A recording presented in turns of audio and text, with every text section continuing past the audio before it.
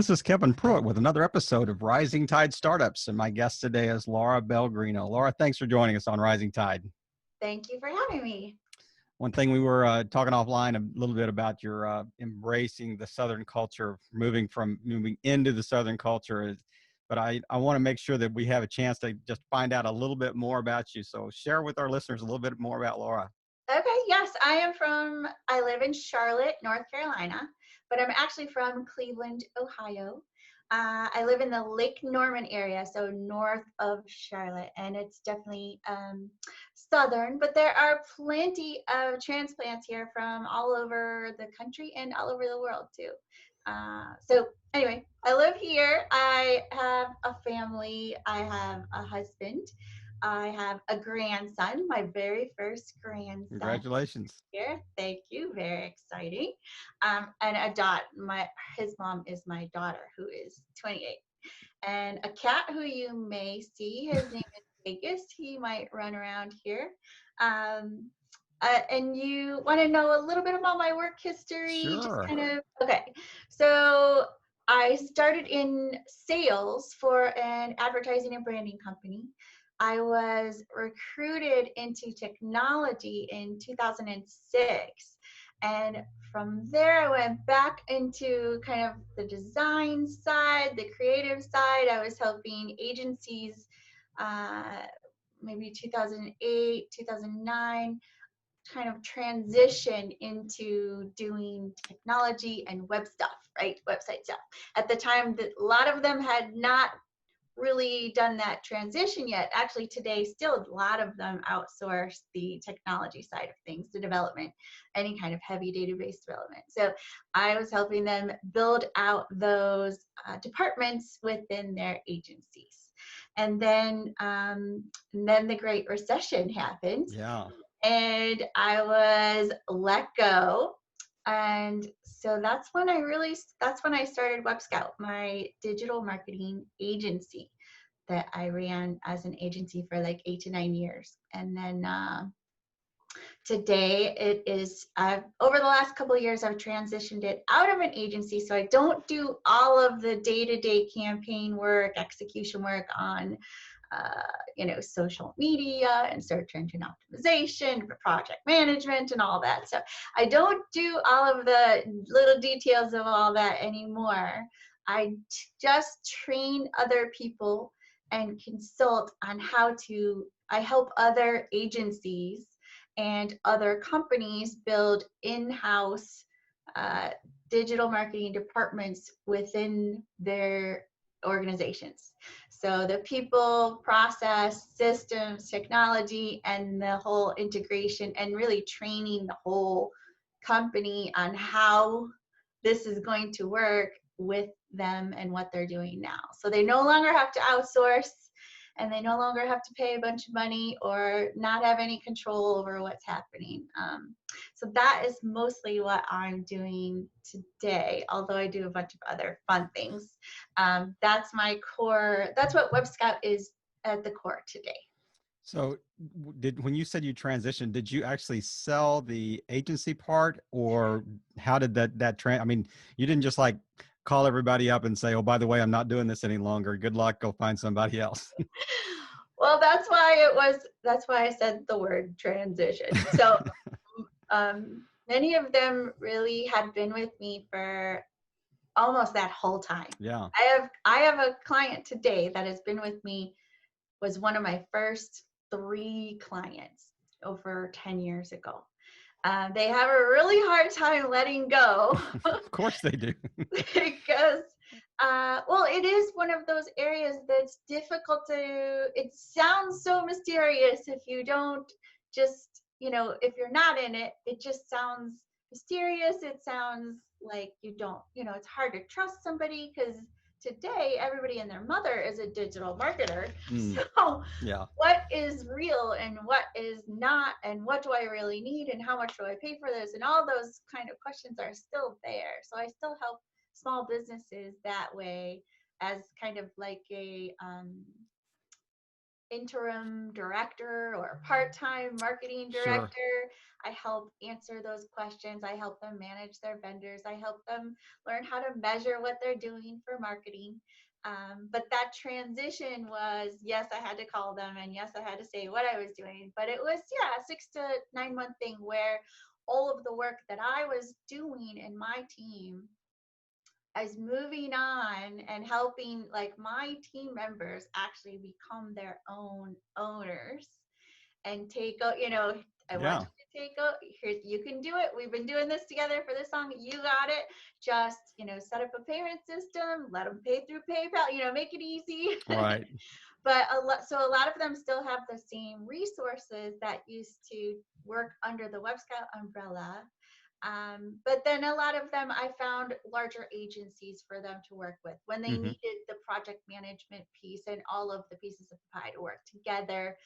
If they had a multi kind of strategy thing going on, Right. Right. multi-effort strategy. When it's just a couple of things, say somebody's got pay-per-click advertising and a little bit of social media, that's pretty easy to Yeah. A manage. But when you've got little a more new complex. website, e-commerce, search engine optimization, pay-per-click, media, all of those things, that's very difficult for even an agency to keep their hands around.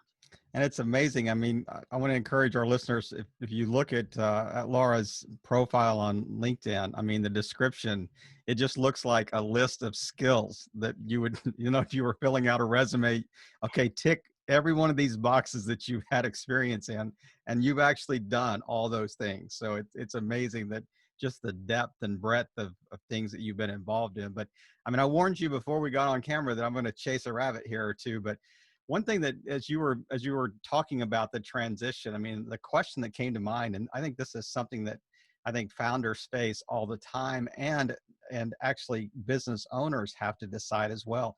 What is kind of that magic um, decision point that says it's better to either outsource this or it's better to have it in house? How do you measure that? How do you make that decision as a business owner?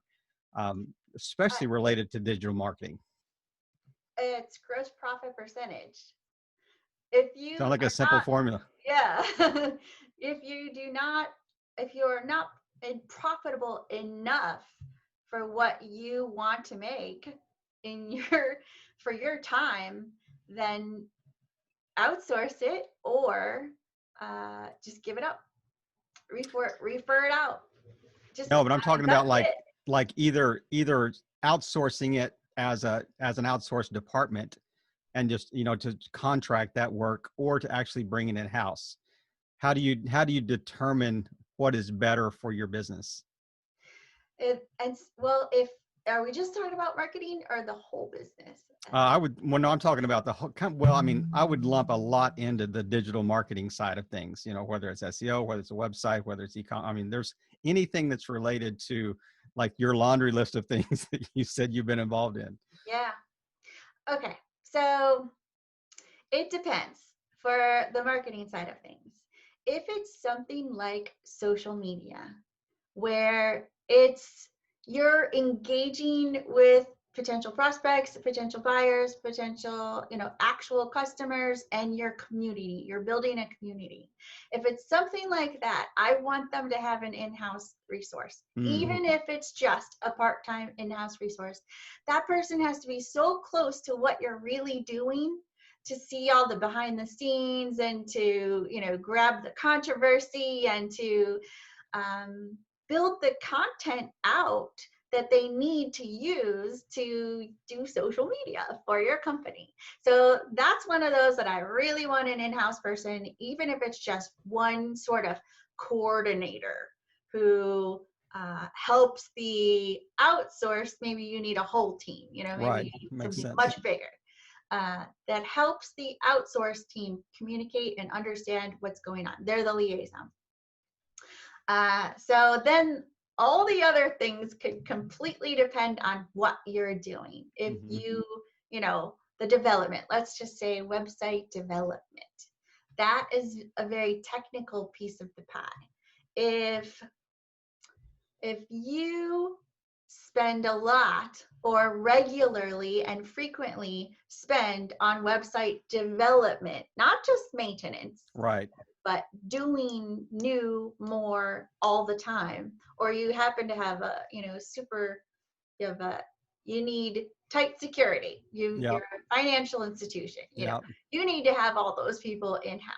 Right. But if you just are an attorney who doesn't put anything online anyway because it's all privileged, right? That's They right. can't even say what they It's specialize in. discovery if I put it online. That's right. Yeah. So they're not, I mean, they really don't need much for a website. It's more Right. like a brochure that's online. So that kind of, thing, definitely outsource, because you're not going to need it very often. Website sort of maintenance. Development, maybe every 5 years you'll do something. Where does SEO fall in that category? Okay, so SEO is a tough one so it depends on what your business is and how competitive it is. If you are in a super competitive world, online, I mean, it doesn't, I'm only talking about online. If you're in a super competitive world and you don't show up anywhere when somebody types in whatever you do, then you may want to get an SEO type person who can do that kind of work in-house. Only because if you outsource it, there's just so many people that get ripped off. Yeah. Yeah, I mean, that's I probably just hate true. to say it, but it's part of what happens today, and Yeah. really what has been happening since the first time I ever heard the word SEO in like 2005. So it was so undercurrent. I don't know what's the word. People call it white hat, black hat, but Exactly. Yeah. All the backlinks and everything that they were trying to create. I would encourage our listeners to actually watch this episode on YouTube, because it's amazing. So when I'm asking Laura these questions, and I can just see the gears spinning in her head, because she's actually not only just answering the questions, she's recalling all these stories and people she's worked with in these specific areas. I mean, you can just see your eyes light up when you're talking about this, and it's like you're animated, because I can just tell you're thinking of all these times that you had issues that you dealt with. And yeah, yeah. it's amazing it's like I'm watching a separate movie going on at the same time the interview is going on. So it is. Yeah, watch this on YouTube. This is going to be an added effect to the interview. But so walk us through kind of when you started your digital agency, and you ran that. You said what, about 10 years, 9 or 10 years? Eight or 9 years, and then the last like year and a half, so 10, 11 years total. Last year and a half I've done the transition where I no longer have anybody who's paying me for campaign management or each month or each week or anything like that. So I don't manage anybody's actual spend online or Right. media or anything like that. So I am just doing the consulting and helping in, training any team members that they have already on staff. Sometimes I act as a mentor or a coach to, maybe they have a junior team. Maybe they Mm-hmm. have 3 people. Maybe they just have 1 person, but this person only knows social media. Yeah. So I help to up level that person's skill set based on what the goals of the company are. And so they can learn and grow and do what they need to do without being worried about the risks of trying to figure it out by learning online when there's so many Sure. resources that may not even apply to you, they may be old because things go so quickly in Right. our industry. You need to kind of know what's happening now, not six Yeah. months There ago. is no evergreen training in digital marketing. No, It changes so much.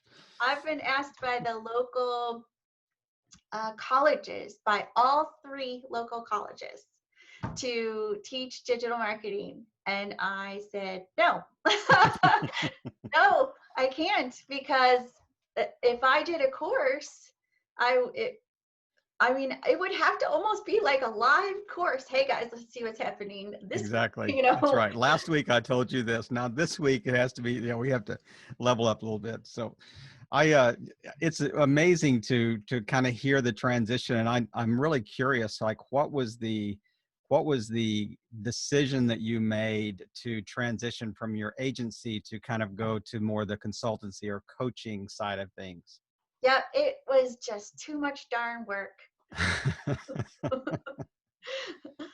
Okay, so I understand. Yeah. I looked at what my most profitable services are, what my most the biggest value that I provide, specifically my biggest value Mm, to people, and I just made it very, very small. Say these are the things I'm the best at, that you'll get the most value from me at, and they're the things that I love to do. So it does not feel like work to me. right. So does that help answer some? That's a great answer. And that does not surprise me in the least. I mean, as you were kind of talking and how you kind of walked through the transition and you were like, okay, I've gone from actually doing it to, and even leading a team doing it, Yeah. to now I'm training people how to do it. I'm mentoring. I'm kind of, serving as more of maybe a short term, department lead, Yeah, or I would use the word interim, is what you're that's saying. exactly what it is. I don't want to be there forever. Yeah. I do not. I want them to learn. I am a teach them to fish kind of person. Yeah, exactly. So if you and I are stepping on an elevator, we're going up 10 floors, what's your elevator pitch for what you're doing today? I know you kind of touched on a little bit, but kind of refine it to like the next 45 seconds. This is the pitch. Well, I'm definitely a part-time digital marketing director for small businesses. That's probably the most succinct way to say it. Um, if they need, or a company that wants to build an in-house digital marketing department, or they have junior resources and they don't have anyone to lead those junior resources, that's another place that I'm very that I come in. Then there's this like third piece of the pie where, just so I don't get bored, I take on R&D projects in the form of equity. And my last one is the one that I sold for almost $10 million last year. It was my first successful exit out of, it was a technology company for Mm-hmm. e-commerce. So right in my wheelhouse. But yeah, so that was not my first equity, but my first successful exit equity. And now I've got one more I'm working on. I can only take a couple at a time because Right. I want to give it enough time. And then if it really turns into something, then I know I have to drop everything else and give it everything Yeah. for a short period of time is my intention. I don't want to be doing anything for the rest of my life. I Right. only want to be doing, I like to get in and get out. I mean, as you're kind of, you walk through kind of like the runway of your career path, it's amazing that how many people that I talk to on Rising Tide that have a very similar kind of undercurrent that says, okay, I work for this company, then I work for this company, then I work for this company, then I went on my own. And I'm thinking you actually were working yourself out of a job like Yeah. over your entire career. That's exactly what I tell people. That's exactly what I do. And I know that most people don't have that kind of risk tolerance. Yeah. They just don't. They want a job, they want security, they want, they almost hold on to all their information and their knowledge and they don't share it with their team members or the other department leads. And then, they're secured of a job. And when I leave my job, I have a week's worth of like pass on because I've already been passing everything on all along, training the next person up, training the next person up, training them to the next person. So I cross train, I do all, and I just think it's just the way I like to work. I don't want to do any one thing forever. I I, need more you're of an it. entrepreneur. I mean, Yes. by definition, you're the quintessential Wikipedia definition of an entrepreneur. I mean, if people look in Wikipedia, they're going to see your picture there under entrepreneur because what you described is exactly how and really early stage founders. I mean, Yes. it's not like I want to create something and I want to work in the business in the maintenance phase. I mean, you probably like the startup phase, get it rolling, get it some traction. Yes. And then once it almost, I don't want to use the word plateaus, but it almost shifts into the operational Management. phase. You're Yes. like, I'm ready to do something else. I'm out. That is just boring to me. I just Now, can't take it. I mean, every one of us, if you talk to, many entrepreneurs, every one of us, before we, sold the company, everybody else was doing something else already. for sure. No, We're just absolutely. already working. What's that? You can't stop it. And then when you get interested in one, and then it starts to roll, and then you start to like lose interest in the other, like, oh no, that can't happen. I got to get out because I might be detrimental if I'm Right. losing interest. So, yeah. And it really is constraining to your personality type and my personality type, because we're going to start feeling trapped in the other thing that we have to be in, or we're trying to actually find a way to get out of, gracefully without burning bridges and maintain, keeping those people in our network and that type of thing. So it's really funny. It's almost like I'm looking in a mirror sometimes of, of just the thought process. But I've seen a lot of like short video clips that you've done online, right? Recently, and a lot of them have been geared toward really the coronavirus and COVID-19 and just how businesses are dealing with that. And I really wanted to carve out some space here because I think it is so timely right now for like, business owners and the things that they're going through. Could you just take a few minutes and just really I'm going to get out of the way here, and you just kind of speak into the camera like you're speaking to them, and just kind of give them some encouragement and, maybe some couple of three foundational steps that you would take or you are taking to kind of navigate this rough patch that we really find ourselves in globally. Yes, I'm so sorry that this is happening. It's just, but it is, I mean, the comfort is that it's happening to every single Yeah. one of us in some way or another. Even the people that are killing it online right now still have supply chain issues, or still have to have those backups, still have to get things scramble. They still have to Right. scramble. So we're all in it together. Yes, the businesses that were struggling to begin with are not going to make it. They're not going to come back, and I don't like it, but I do like it. Like, they get to do something else that could potentially be so much better for them. And if they were That's great. already struggling, I do think that they will not come back. If they were kind of mid-range, in that middle range of doing okay, we've got maybe 3 months cash flow, we can handle this. Those people have a significant decision to make, right? Do I try to make this work, or do I want my life to look different at the end of this year? It's just a tough decision for them. The people that were strong, the companies that were strong before this, are absolutely going to make it. Mm-hmm. They are working on their roadmaps right now for how to make it come back, right? Some of the things that I'm doing, one thing I would love to offer your people is I have been doing a bit of strategic pivoting, like brainstorming. That's one of my areas that I'm really valuable.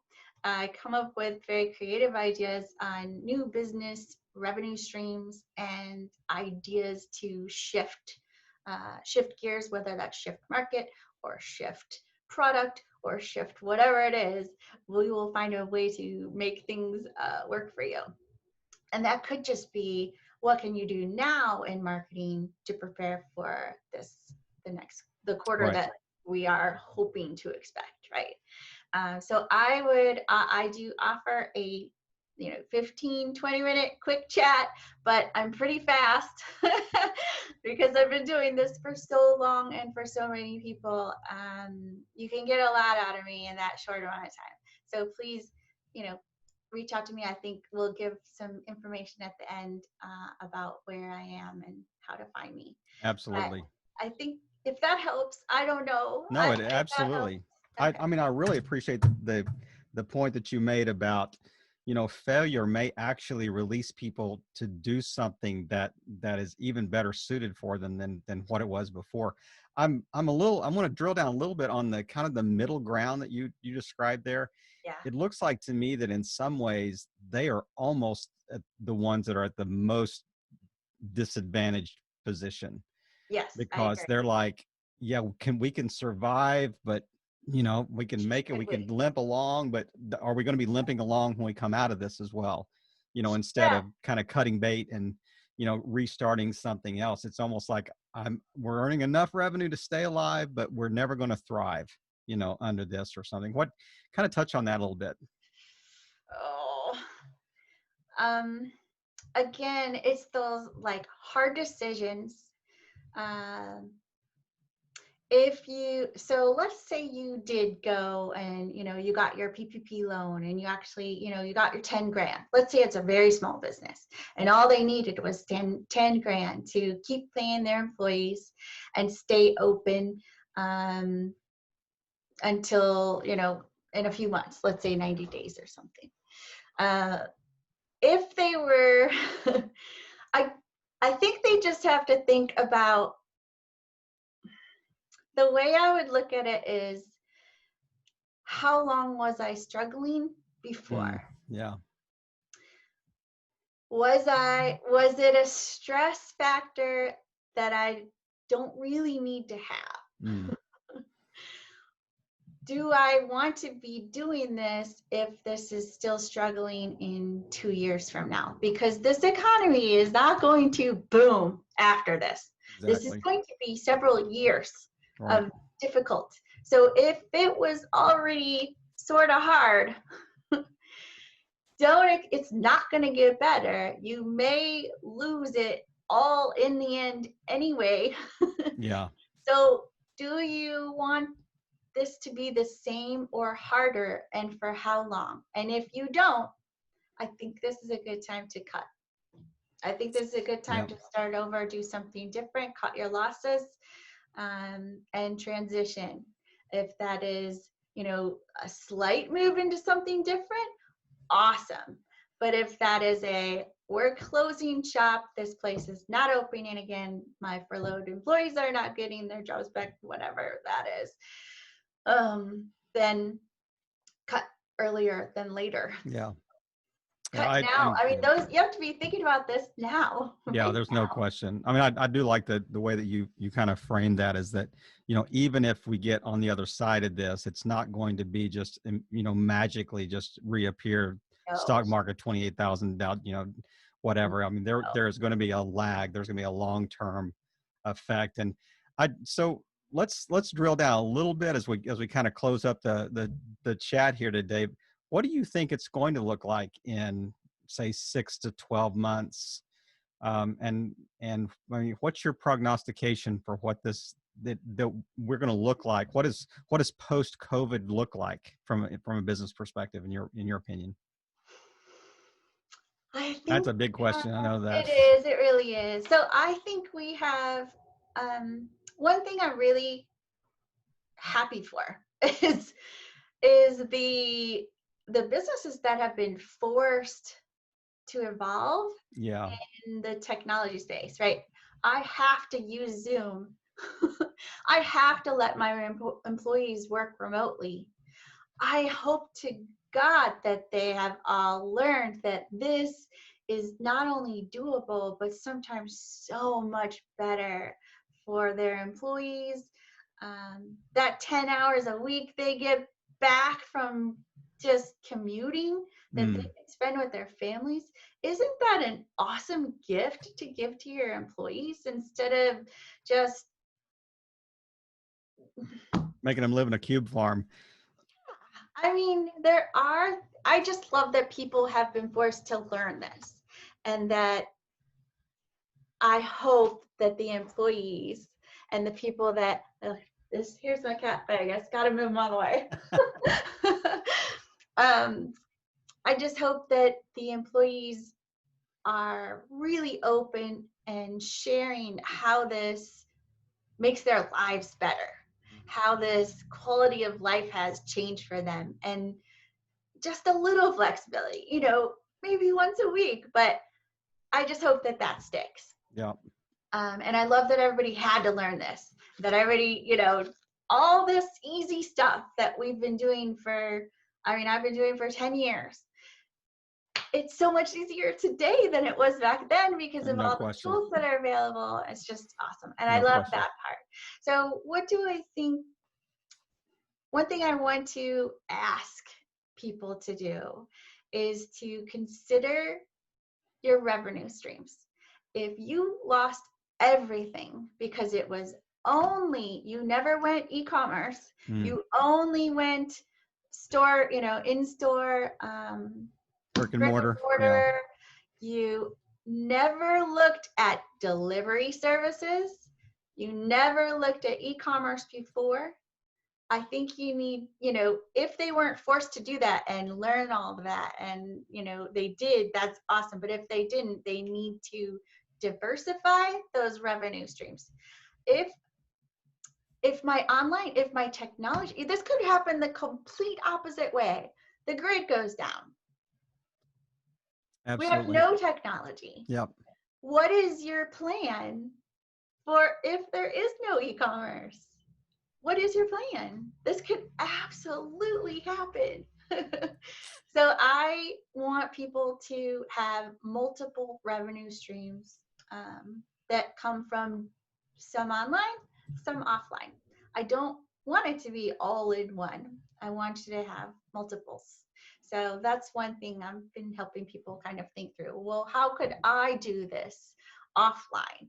Because most of my customers work online. I have a high tech clientele, a high e-commerce clientele. Right. Not a lot of brick and mortar, but I do have a lot of omni-channel too, where they have brick and mortar plus online. Right. As you're kind of going down the list there of, just the things that companies, I mean, the ones that are going to come out of this stronger are going to have to adopt. And I've got a theory that says that the companies on the backside of this that don't offer their employees a more flexible work environment will find it much more difficult to fill those slots than companies that do. And also, not only that, is it's not just competing on salary anymore. People are maybe even willing to take a little lower salary to have the perks of a much more flexible environment. So, I mean, they win in bi-directionally. I mean, they win by, we don't have to pay quite as much to get the same talent. Actually, the workday itself is not disrupted by commuting or, getting settled or anything like this.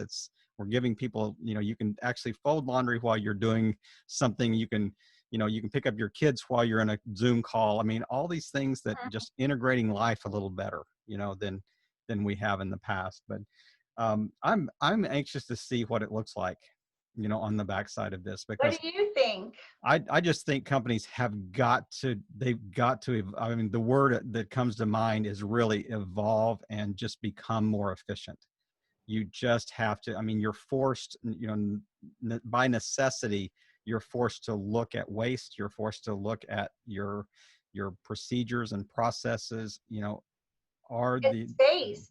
no The doubt, space. absolutely. Just the plant and equipment that you're paying Yeah. for, as well as, is a huge line item on your budget. And, but just it's even necessary, meetings, Yeah. this multitude of meetings that companies have, in person, 20 people in a conference room, sitting there for an hour, is that as necessary as we thought it was, in 2019? I don't think so.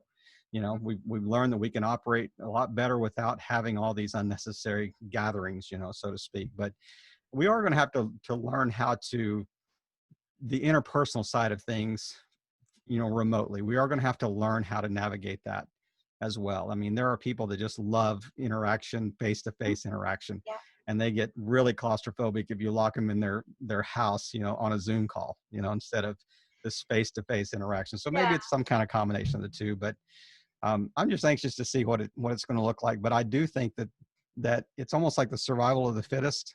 I think the companies that come out the backside of this are going to be really strong, and or they're going to die. It's not. There's going to be very few that are just going to kind of sneak across the line and just keep limping, because this is not. This is symptomatic of maybe a larger issue, like you said, whether it's the grid, whether it's another virus, whether it's some other, maybe it's a China versus the U.S. attacking each other's economy. Who knows what that that could how that could play out, in the long Yeah. run. But it's interesting to see, and I'm trying to read a lot of like futurists and what their prognostications are of what we're going to Okay. look at online. But it is just an interesting question that I've started asking guests about just recently. I mean, how do you navigate the current state, and what do you think future state's going to look like? So I appreciate you kind of expanding on that. But as we wrap up, is there anything that I haven't touched on that you just want to kind of close with, and then